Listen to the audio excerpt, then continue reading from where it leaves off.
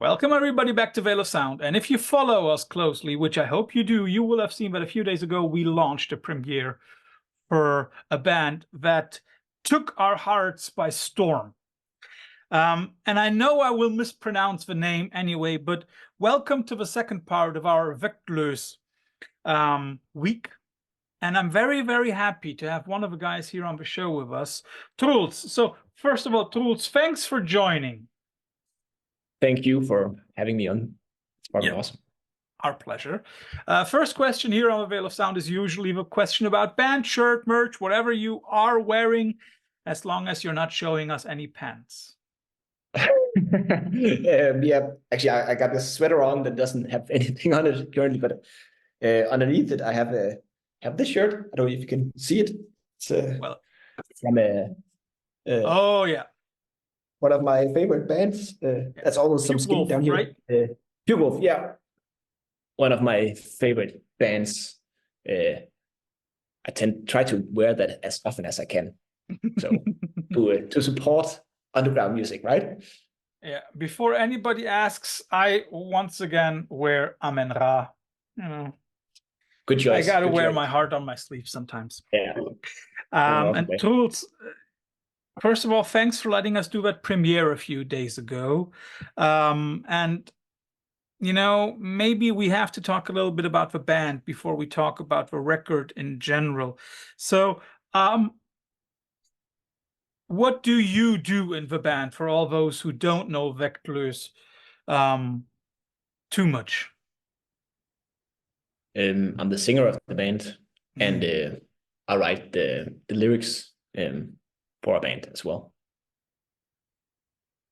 And can you explain, I mean, like, we've already talked it before, so the name of the band basically translates to weightless. Yeah. How did you come up with a name for this band? Because thinking about it, I would say that it's a little bit of a paradox. We will talk about the topics of many of the songs, but, you know, connecting those two is not the easiest way. So how did you come up with the name of the band? Like the whole origin of our band was that this place in our hometown, Aalborg, in Denmark, we got this awesome venue called Touché that I'm also managing. And we booked this band called Vægtlos from Belgium. Yeah. And that was way... De doden hebben het groot. Exactly, yeah. And it was on the first of those records, and they were not like a big band by then. And it was Tuesday or something in Aalborg, and it's a really small city we live in. And then we thought, okay, if we just put them up on a Tuesday, 10 people will show up. And then we decided, okay, I was not in a band at that moment, basically for the first time in my life. I was not in a band, and I said to my friend Frederik, that's in the band, he plays guitar in Vægtløs, should we do this band? We got 3 months to start the band, to record, to write all the songs and rehearse them, and have an opening act for this Vægtlos. And if we do that, then probably like 30, 40 of our friends will show up, and then we have like a decent amount of people for Tuesday, 50, 60 people or something like that, hopefully, if everything went as we thought it would. Yeah, let's do that. That's a cool, like, let's try to do something weird. And then if it sucks, then we could just leave it behind us, and then we'll never play again. That was like the whole thought of the band. Play this one time and then move on. And then we got 2 of our friends to play the drums and the bass. And then we started writing these songs. And then like I should come up with the lyrics for the songs, the riffs that the band made. And jokingly felt like he said, like, oh, this is like kind of black metal, this is moving in that direction. And we didn't have like time to like fine-tune the sound of our band because we had such a short span. And then jokingly felt like he said, write something about Norwegian forests or death and mayhem or something like that. That's what black metal bands do. And I said, well, that I can't do that. That would not be honest. Try to write as honest lyrics as I can. And then in that same period of time, it felt like a lot of people that I knew died or like were facing death in some kind of way. And then I thought maybe that makes sense. That's at least some part death, but in a serious manner, right? Mm. And then I can stand behind this, and I want to show the people that I know that are facing trauma, right? I love you. That's basically, and that was the first lyric that I actually wrote for one of the songs. I love you, for one of my close friends, my dear friends.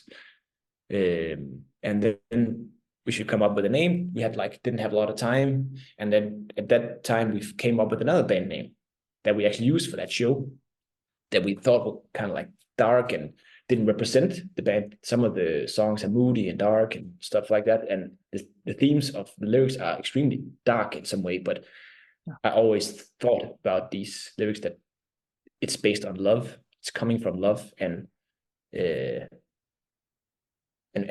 similar feelings, right? So we skipped that name because that was too dark, we thought, and then we named or had all these Danish words that we put up on a sheet, and okay, we should find something that we feel like represents that love or that togetherness that we hope this band represents in some kind of way. And then Vægtløs or weightless, when we put that up, I felt like, of course, it's the obvious one, like to be weightless, like in space, or yeah. But to me, weightless could also be like if you're in love, or if you're like drunk, or feeling in some kind of way where you have it like you're kind of being lifted in some way, right? And and there are a lot of feelings where you're actually feeling weightless without actually being weightless.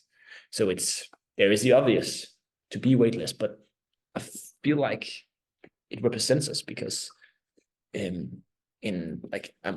can also be weightless. For example, when we play the song that you premiered a few days ago, it's for my, as I said, my close friend, and like whenever he's in the crowd, I feel weightless. When I'm staring in front of the crowd, singing these songs and singing to him, then I feel weightless.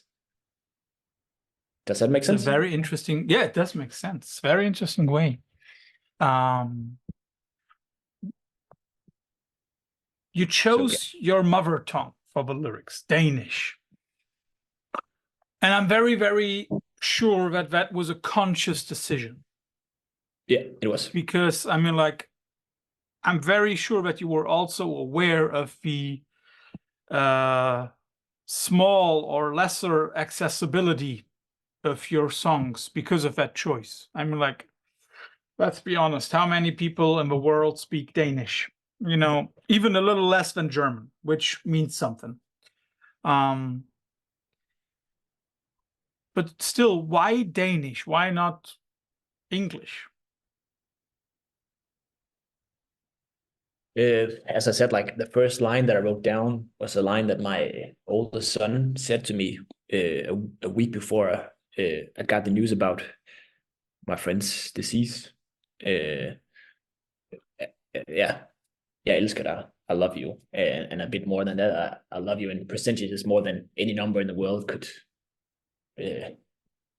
show. Or yeah, so it was like, and he was really young, so it was kind of like out of place sentence that he put. And then I got that information about my friend at the same time, and then I feel like if I should do it in English, for example, now I can't.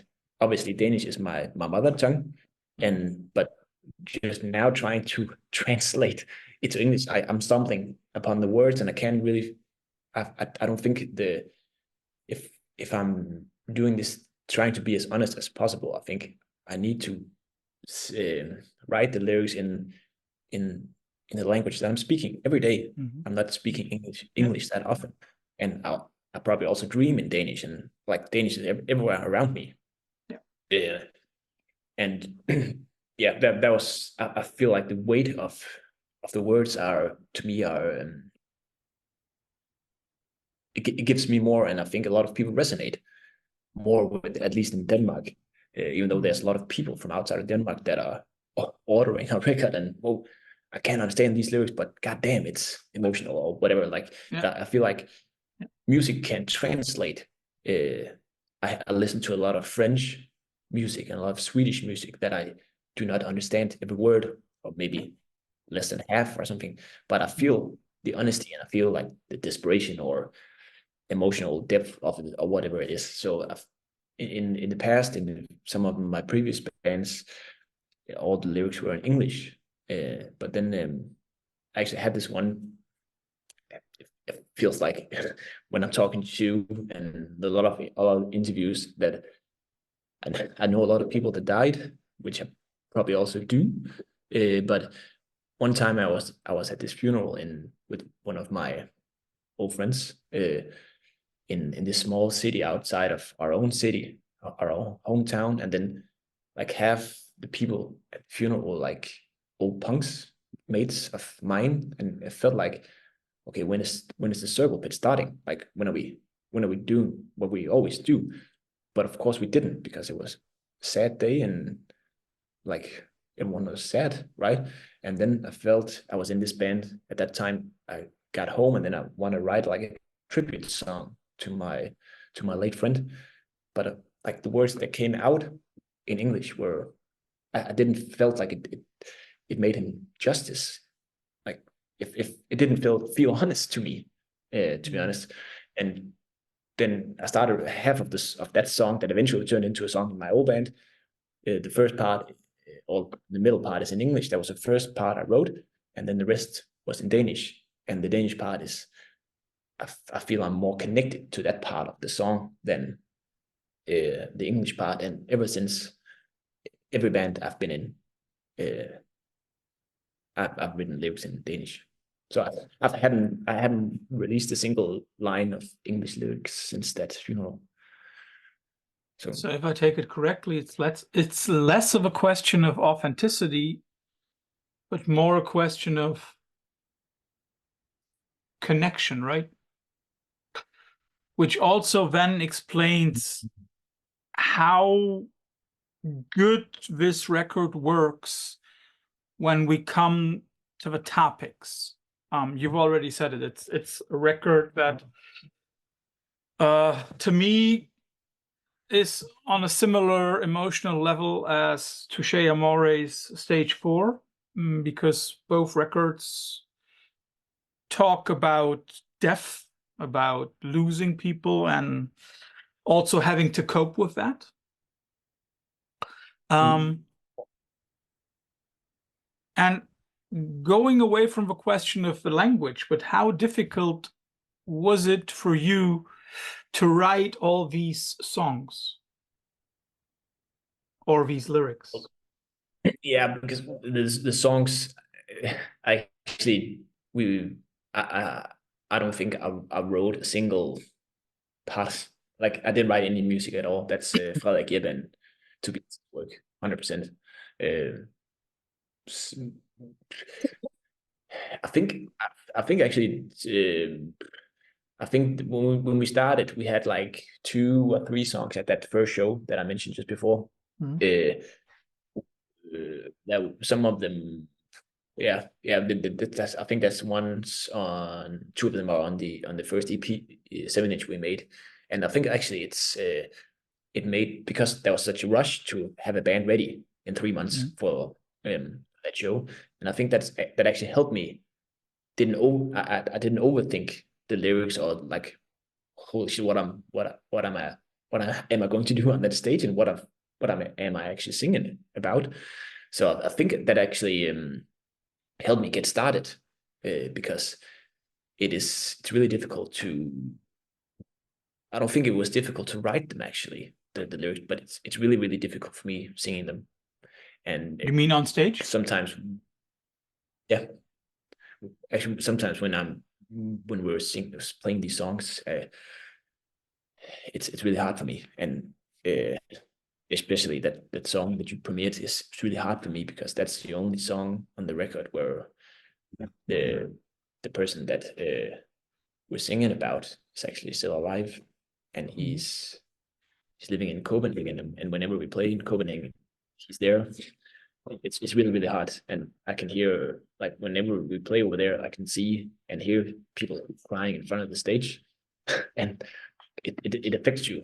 And yeah, so but also other places when we play these songs, it's my biggest son, he's just going to bed, so that's why I wait. Yeah, so it can be really hard singing these songs for sure. And sometimes I also think that sometimes I think to myself, like, maybe just before we play shows, okay, why did I do this? Like, because it can be really tough. But yeah, originally we named the songs after the people, because it's real people these songs are about. Each song is for or about a person that I know that died, except for that one that for my friend. So and originally they were named after the people. We changed that to have these extremely long song titles instead. And that was a conscious decision, because at some point I felt like it came too close, and so I wanted too maybe personal? to distance myself a bit. No, because they are extremely personal, and no matter what I do, I can never run away from, and I don't want to run away from lyrics and what they are about. But it was my sister-in-law, like, one of the songs, the first song on the record was a song for her when she was facing cancer, and it was like a song for her, like, let's beat this disease, like, get better, right? Promise me that. And then we made the song, and she sadly died, and left behind my old 3-year-old niece. And then we, like, the song took a different turn, and then it became a song for her, like her daughter instead. Then I decided we should not name these songs after the people, because that was a tough one for me. I can imagine. Yeah. I can imagine. That was why we changed the names of the songs. But yeah, it's extremely difficult singing these songs. I mean, like, I can only imagine, because, I can only imagine how difficult it must be to perform them when it's already so difficult to talk about them. And it's also interesting. Very often we talk to people and they say, like, okay, music is my catharsis. I can let it all out. I can vent the feelings that I have. But when I'm talking to you, it seems as if, and maybe that's because of a topic, there is no venting, there is no catharsis, because, well, 3 out of these people are dead. And, catharsis means that you can get clear with that in a way. Would you say that these songs can never, and this topic, the way you approach it, cannot deliver any kind of catharsis? I think they can, and I think they also do that for me from time to time. I think it's really important. I think these songs are important, but maybe when I wrote the lyrics, I'm not sure that I knew what I was actually doing. It's not like. But then I think after we played the first show we played, and it was during the day in sunlight, and we're all wearing shorts, and like, let's try to do this. The first show after the after the Vaegtlos shows. Exactly. And played the songs, and it was very emotional for me. But then after the show, this silent kid came up to me, and he told me about a personal story about someone he lost, that and when he heard our songs, he was that was what he needed. That was what he needed at that moment, and he was thankful that we sang these songs, and he could relate to them, even though they are my personal stories. Then he said to me, that one song he played, that's me. So I think for him that was catharsis, right? Yeah. And it was also it is that for me as well. And after almost every show we play since then, people are like, when I'm standing in the merchandise at the merchandise table, people are coming up to me and telling a personal story about someone they lost or someone that's fighting against death. And that the first time for me, it was say that again. What did you just say to me? I was a bit surprised about that kid that came up to me. But after I had a talk with him and we chatted quite a bit, then I thought, well, actually, maybe these songs can be used for something. Maybe they can give people classes. Maybe they can give people solace or like some kind of relief.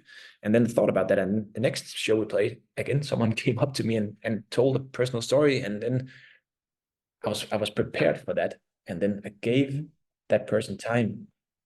And ever since, almost every time we play, someone come up to me and tell a personal story about someone they lost or someone close to them, or maybe talking about themselves as well. And I think I'm actually kind of proud that should be just that one at a show can relate or use that for something. Then that's catharsis to me, and then it's all worth it if there's maybe just that one person comes up to me.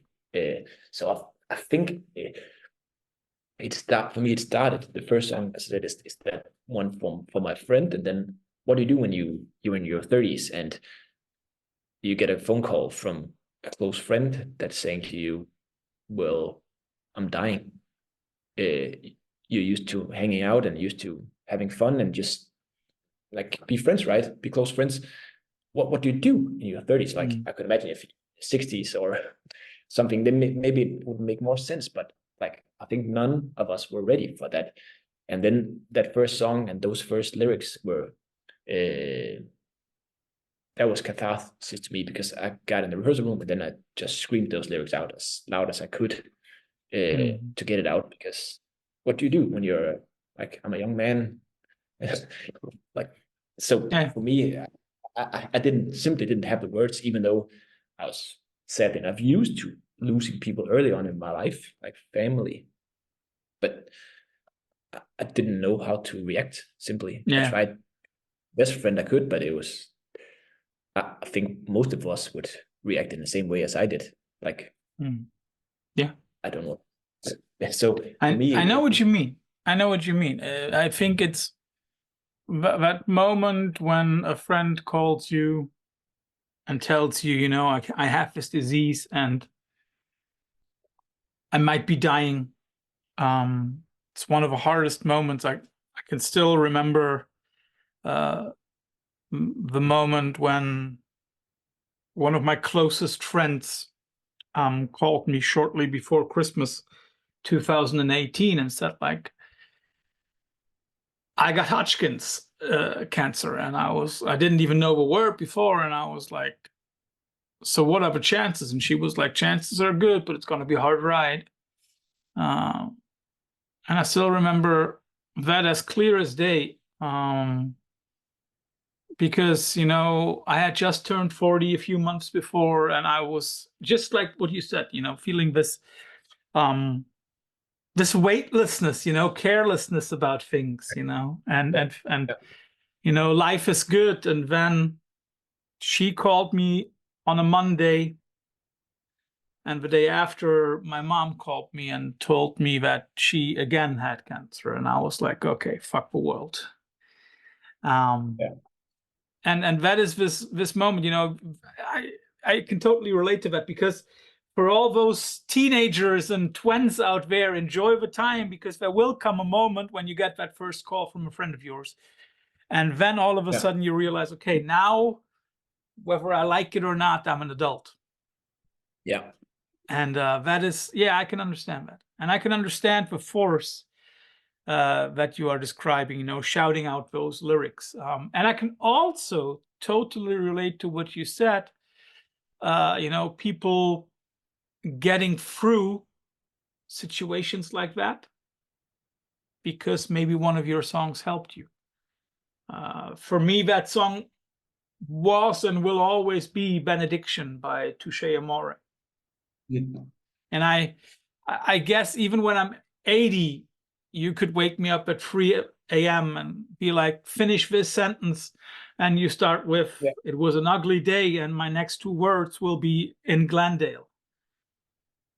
It's just the way, you know, there are certain songs that carry a few. But then again, I can also see that what you're saying, this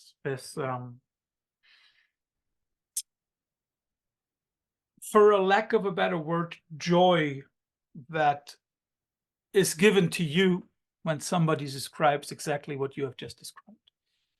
The joy of helping people.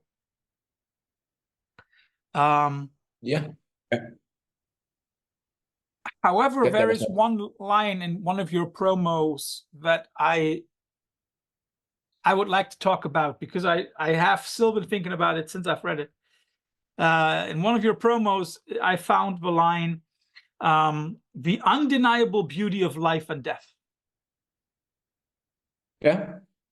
Can death be in any way beautiful to you?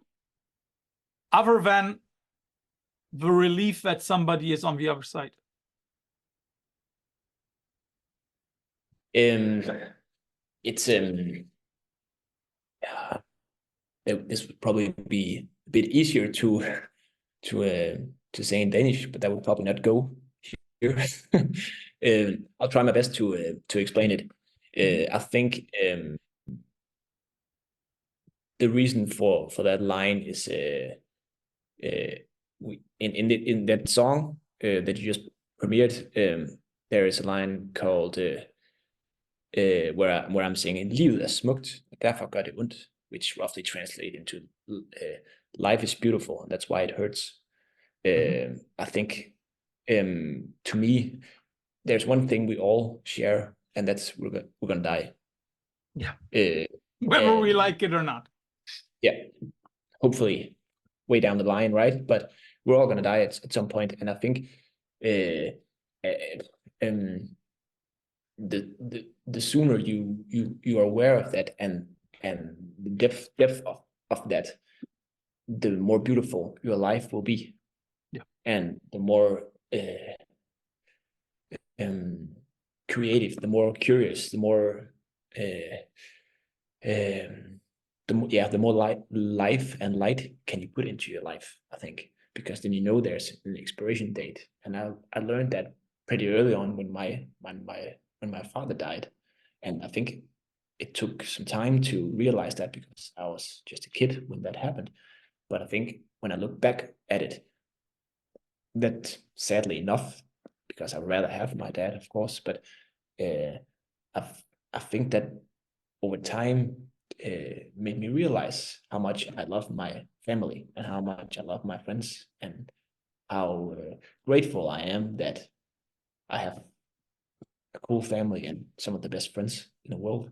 And I'm very grateful that I have this music community around me that can lift you up, right? And I think that's the reason for that line, is that death is never beautiful, but the more you are aware of where you're going to end up, let's say that, the more beauty you're allowed to have in your life. I think a lot of people live a life where they're not like they what do you say, like they have hate in their life and in their hearts, and then one day I think they realize, okay, I pissed it all away because I was not able to let in, like, I'm doing like this real death, right?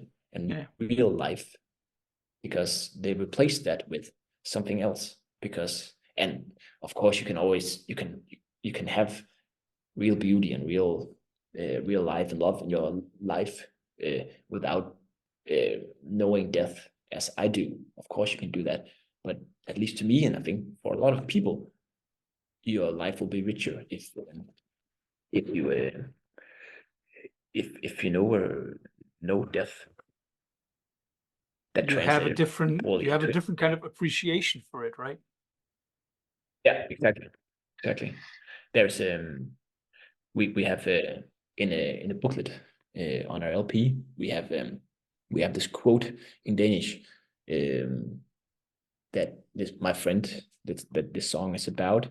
He has this podcast about cancer that he has with a friend that sadly recently passed away, where they were both cancer patients, and they have this quote of the day in each finishing each episode with this quote of the day, and there was this quote. I'll say it in Danish, and I'll try to translate it afterwards. Der er liv i døden, og død i livet, og måske mest liv i livet, hvis døden er med i det. I'll try to translate that. There's life in death, and death in life, and maybe the most life in life if death is a part of it. And I think that actually sums up where I'm coming from with this, and why I try to this for me and for us as a band. This record is about love and kinship, and to be kind, and to be the best person you can be. And I think for me at least, and for a lot of other people, you can only be that if you know there's an expiration date on this life. Yeah, I know what you mean. However, I totally agree with that on the one hand. On the other hand, I also have to say that the passion that you can feel for your friends and for your children and for the future of our planet can also go along with some very very strong animosities towards people who try to make life worse. You know, in Germany, we right now have a big discussion going on. And I must say, there are certain tendencies in Germany's political system that I hate with all of my heart. But I think one thing is clear. In the end, it all goes to the same way, you know, appreciation for life, for our diversity, for our way of living that we have to secure for us, for our children, grandchildren, and so on. So yes, yeah. I can understand that. But you go ahead. Yeah, I think I'm not completely sure what you're talking about in the political system in Germany, but I'm pretty sure I can imagine where it stems from. Let's say we have some right-wing fuckers trying to take over. That was what I was thinking about, and we got the same thing in Denmark. Yeah. So I hate that with all of my heart as well, and I hate the genocide in Palestine with all my heart as well. And there's a lot of things around the world that I hate with all my heart, but that's not the same as me having hate against the world or anything like that. So it's like hate is a reasonable feeling, and it can be very useful and valuable at times. Of course it can, because if like sometimes you need people to hate also to know who you love, right? In a way. But I think that's a different path or a different conversation, I think, because I agree with you. I tried to be in previous bands I've been very political in my lyrics and such, but I try to keep that out, because I think like if you're not against the genocide in Palestine, for example, then you're just an asshole. I don't want to go into further conversations, basically. Of course, there are layers and there are discussions worth having and such, but if you appreciate that, then you're just an asshole. Yeah. In the discussion, right? And sadly, we do have people that have the time of their lives down there, right?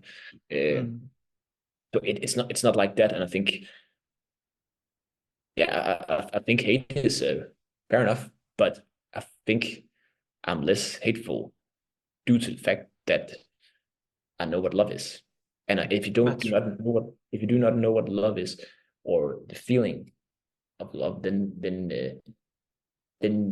you'll never be the better example, because then let's say you become in charge of a political system or whatever it is, then you just replace this kind of hate with that kind of hate, right? And you will never be the better example. So that's why you be kind, like be generous and be the best example, right? Need to be a path to a better world, like both in political, as you're talking about here, but also like what our record is about, basically. So yeah, it's good that you get the swing back to the record, because there is one thing that we also should talk about, which is amazing on the record itself, is the highly eclectic nature of your song structures. You know, we have some bits that are little post-rocky, others are screamo, a lot of course, post-hardcore, also some black metal parts. I mean, like, is that a sign for an eclectic taste of all 4 members of Vægtløs? Yes, in some parts it is. We did this interview once where we had to pick 2 songs each, some of our favorite songs, and they were in all directions, and I like that, and it says a lot about the scene. I'll do it like this, the scene in the hometown album, because we do not have scenes for anything. It's one big music community, and we draw from different genres. You can not find like 4 people that will be into the same kind of music. So whenever we play outside of Aalborg, for example in Copenhagen, it's very clear to me what type of show or event we're playing. Oh, today it's a post-hardcore show. Oh, tomorrow it's a black metal show, whatever. And in Aalborg, it's like, okay, this is a music show or a punk show or a metal show. It's like get broader, which means that people that are into punk, for example, come to the punk show, even though it's a hardcore show or pop punk or whatever it is. Same with metal. So we come from different backgrounds, and we're friends. We've been that for a lot of years, but we come from different backgrounds, but we still share this same idea of, like, if it's cool music, fair enough, then it's cool, then we'll just do it. And I like that we do not have like this is not the right type of genre or type of music. We tend to steer away from that. Is this cool? Let's do it. I like a lot of different types of music, and the same 3 other people do that as well. That's the one thing. But the other thing is that I think Frederik, who's the guitarist of the band, one of my dear friends, I think he's one of the most underrated songwriters in Denmark. And I'm pretty proud to be in a band with him, because he writes the coolest riffs and the coolest songs you could imagine. And then Jeppe, who's playing the bass, is a fucking talented bassist, and he's also writing a lot of the riffs and the song structures as well. And those 2 together, they're like, Lennon-McCartney kind of thing, right? Just in the type of music. And Tobias, he's a bit younger than the rest of us, but he's a fucking talented drummer as well, and he clicks on music immediately, and like he reads it so well. So I think that is probably also the reason for this eclectic mix of music we have in our band. But thank you for saying that. It actually means a lot, because I think it does. It's also the way. Something that surprised me was it the first tour or one of the first tour or shows that you did with nothing, which basically nobody would maybe think at first, but when listening to the record, it makes sense, you know? Did this tour, I mean, like, on the one hand, it probably brought a little bit of pressure. You know, you tour with nothing, come on. It's like, it was just one show, though, but yeah. Okay, but one show. And on the other hand, did it also show you, okay, we might be up to something with this band? It was a opening show at this Tusind venue that I talked about before. So we basically booked ourselves to that show. But again, it says a lot about Aalborg, is that there are not a lot of bands, and there are no shoegaze band, for example, in Aalborg. So last time they played in Aalborg, it was my old band that also played this kind of post-metal thingy that opened for them. It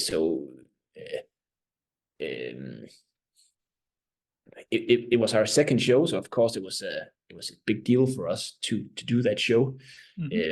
And the singer of the band bought our T-shirt after the show, and it was like he was really into it. And the singer from Møl, he was there as well, and he was like, oh, he booked us for their following tour as a support act for them as well. That was also pretty huge for us. So we felt like, okay, maybe we're onto something here. And at that show, 3 people came up to me after the show and gave me a personal anecdote of someone that they lost. So, and that was the first time where I was ready for it. So we maybe thought that, okay, this could actually be a thing. It was 2 months or something after our first show.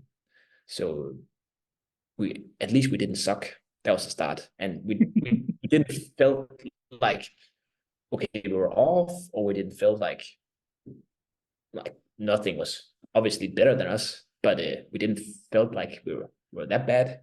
We felt like could be on the same page as them, or posted with them just way down the line. So it was a big deal for us, even though we kind of booked ourselves to the show. But at least it was a test for us that we could do this, and it would be actually. I think another proof for the huge appeal of your band is the fact that, and I counted it again today to make sure that I have the right number. There are 46 labels worldwide that are working with you on this release.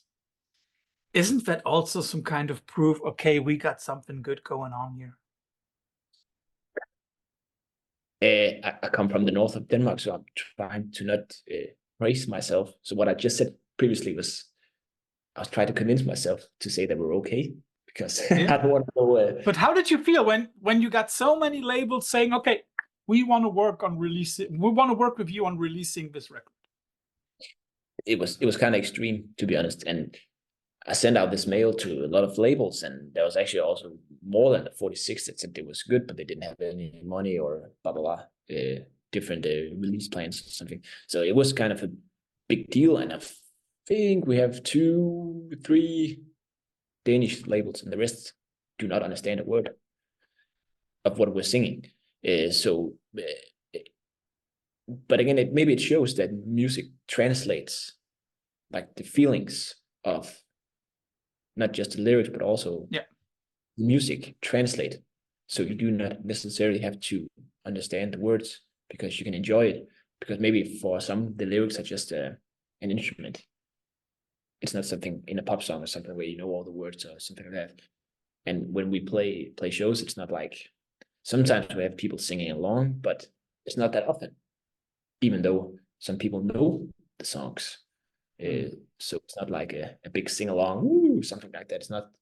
It's more like a feeling, I think.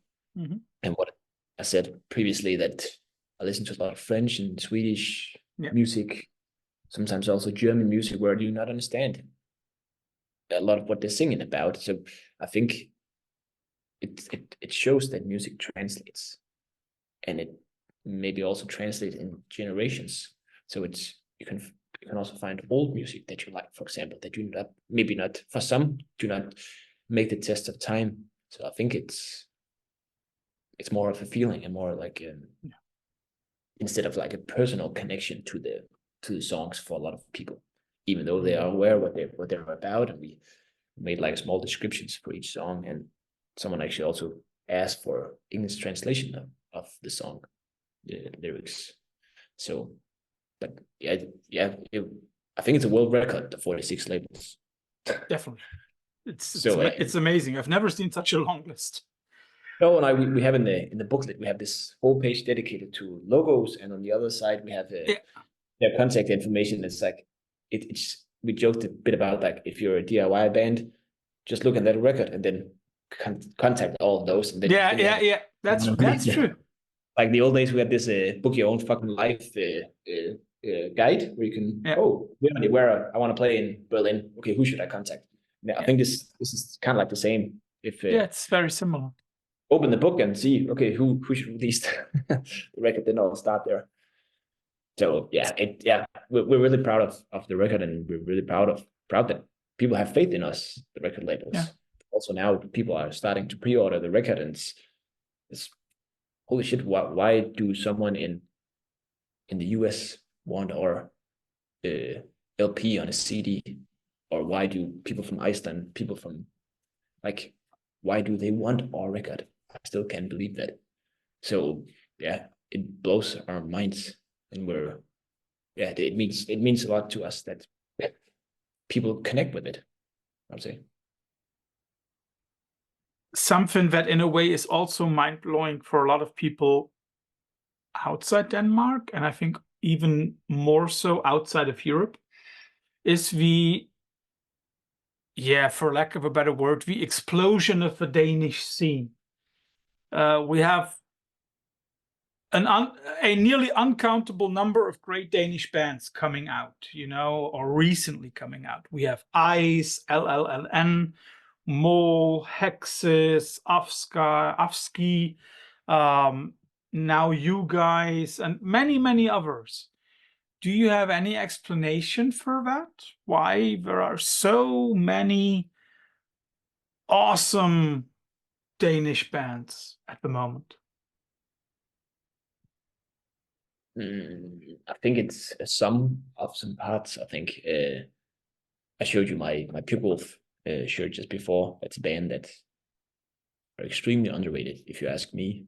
And I think a lot of the reason for these bigger bands, like also coming outside of Denmark and playing shows in Europe and the States and such, is I think we have like a really strong underground scene of bands, Pure Wolf, all those bands in they're in a sphere where they might not be as big, a lot of these bands, but there's always a local support act. There's always these bands to get inspired by. Mm-hmm. And I think that is extremely important. And then in this underground scene, we do not have a lot, but we have quite a few venues that are actually taking these bands in. In the old days, it was way harder to get shows if you were an underground, alternative, metal, punk band, whatever. It was way harder. But with the internet and social media, like, felt like everyone had a chance to get out and play those 5, 6, 7, 8 awesome underground venues we have in Denmark. And most of these bands are also able to play some of the smaller festivals we have, primarily in Copenhagen, but also in Aarhus and maybe also in Aalborg as well. There's each year the new or more bands get a chance to play these smaller festivals that are still taking in outside names and are growing a name on their own terms. I think that could be a reason for it. And then there's also then again the bigger festivals like Roskilde Festival, Copenhagen and stuff like that. They actually also take in, that's probably the bands that you just mentioned that mostly take in, but they also dive sometimes a bit deeper in the mold. And I think that's also, if you want to have that's something to strive for. Okay, maybe we should be the next Copenhagen band, or maybe we should be the next Roskilde Festival band, something like that. So there's this organic ladder of steps you can take up. Of course, you need a roof in the Danish scene because we're a small country. But I think those things could be a reason for it. But I think actually it's the most important part is that each major city have their own bands within this sphere of metal, post-metal, whatever we call it. I'm not that good at genres, but you know, of the bands you just named there, each city have their own local heroes, so to say. And I think that inspires people, and maybe they play together and grow connections, and then together can lift it. I don't know how it is in other countries, but it might be the same. But at least in Denmark, I don't feel that it's a competition. I think we're making each other better, and I think we're making the whole scene and the whole environment better, so we can grow together. I think that's those might be the, I don't know actually, No, but I think if I should say that, I would say something like that could be the reason for it. But sadly enough, a lot of these people are actually pretty old, and most of them are men. And I think it's like the diversity, both in age, but also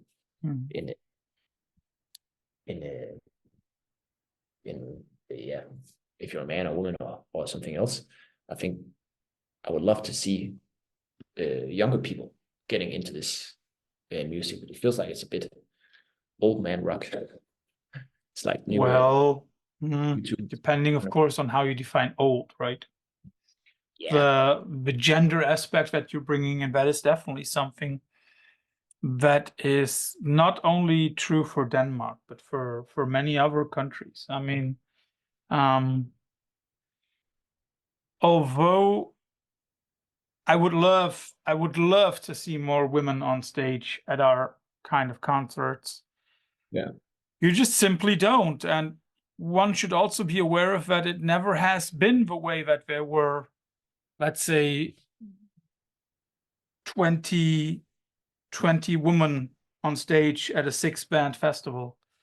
I would love to see that, but it's just never been the way.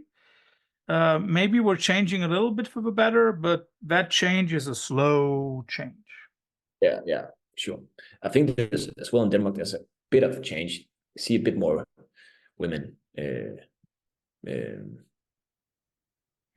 trying to get into this genre. Yeah. Convent is a pretty good example of that. Yeah, that's true. What is the name of that Norwegian band? Witch Called Satan? Something like that?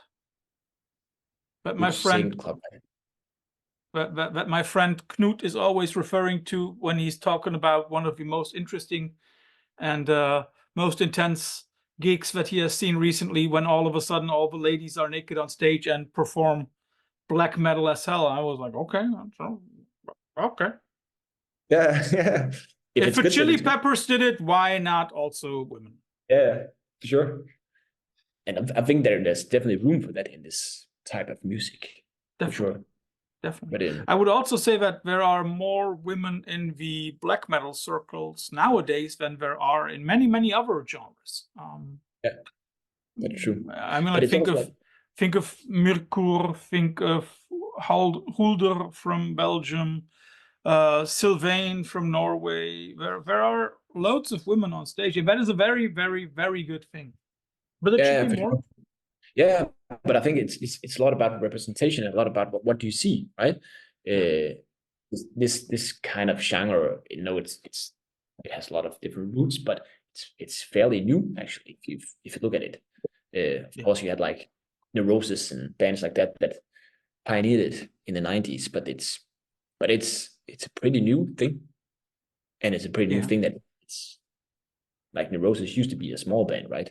It's only in recent years that they became bigger band. Well, I think Neurosis has only for a short amount of time of existence been a small band. I think with Souls at Zero, they changed so many things in the genre and in the game that was clear very, very early on. But I mean, it's not like still they're not as big as their old buddies in Green Day. That's true. And I think actually when both bands played Tusenfryd, that I talked about as well, and I think Neurosis, I think they had more people at their show than Green Day had at their show. So, of course, depends on when both bands played. Green Day in the late 80s, 10, 20 people. Yeah. Neurosis in the late 80s, a little bit more. Yeah.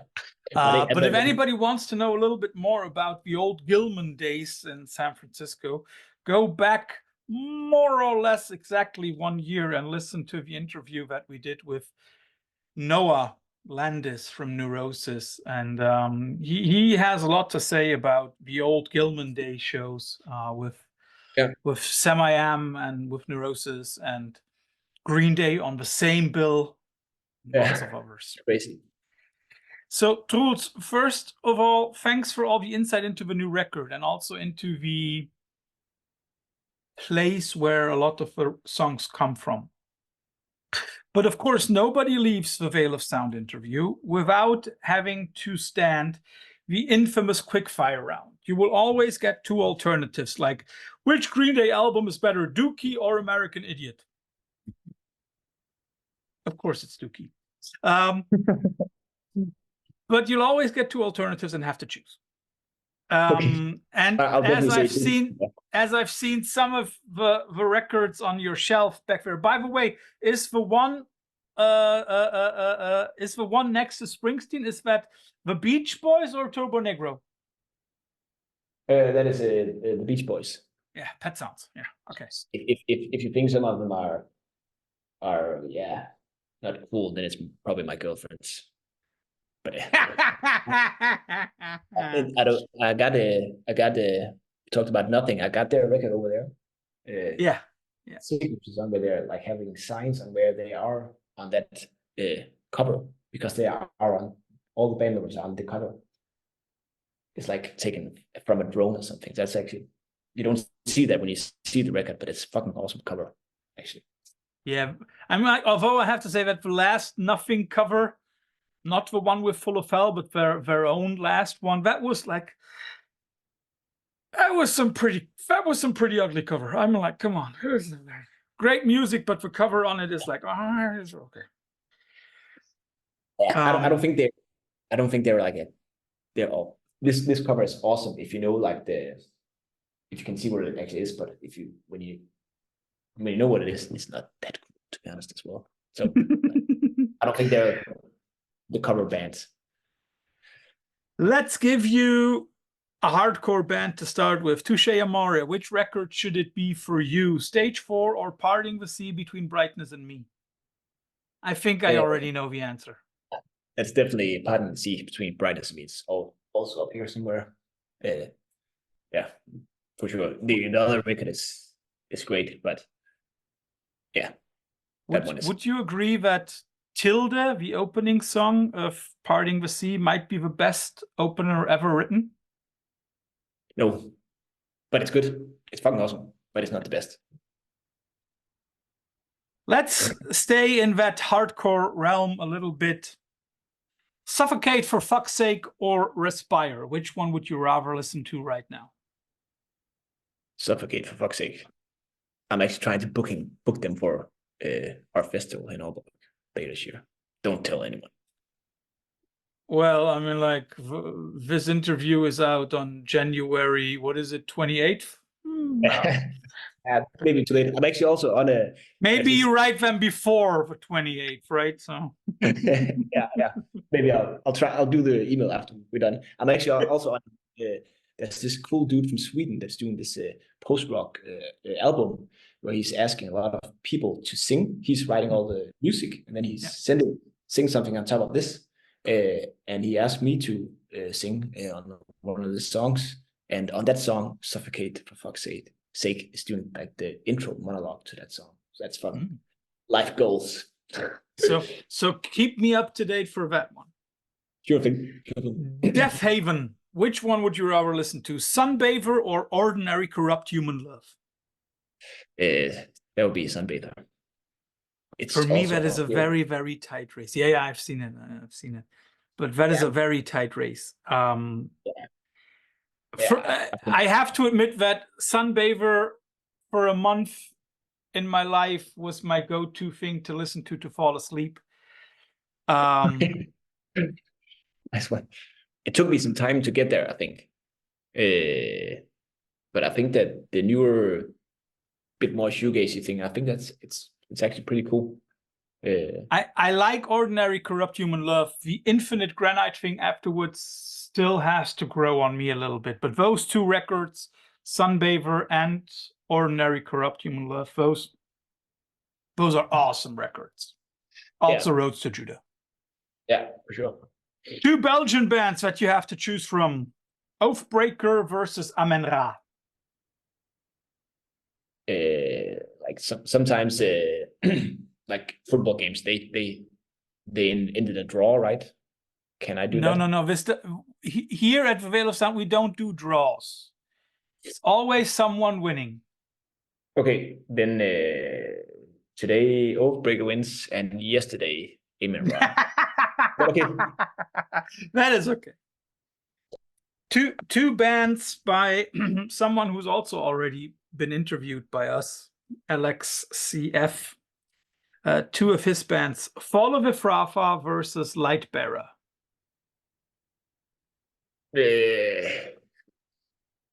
I would say Lightbearer. Yeah, they were actually we sent out this promo material, and they were actually the first band that we listed as, if you like this band, you probably also like our band. So I would go for them. But yeah, both are awesome bands. Neurosis. You get 2 albums to choose: Through Silver and Blood or As A Sun That Never Sets. I always mix it up. So Through Silver and Blood or A Sun That Never Sets. That would probably be Silver and Blood, I would say. I think the earlier Neurosis might resonate a bit more with me than the newer stuff, I would say. But they haven't put out albums that are not good, I think. So yeah, that's true. Yeah, there is no Neurosis album, but it's bad. And maybe in a good way we can say, like, there will never be, because that band is done. Yeah, for other reasons. Yeah, don't be an asshole. Yeah, let's go back to the black metal side of things a little bit. I'll give you 2 Scandinavian bands, Faidra, and I think he's from Sweden if I remember correctly, versus Afski from Denmark. And don't forget patriotism on this one, just for music.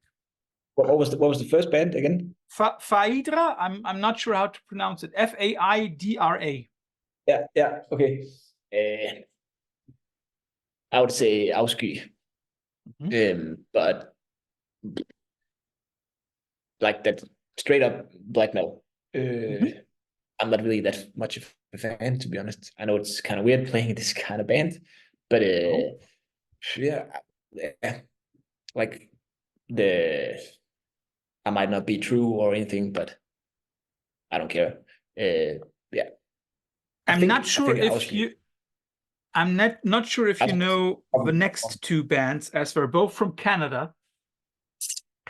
But one of those black metal scenes at the moment that I think is way too underrated. Nordic Winter versus Giver. And Giver, Gifre.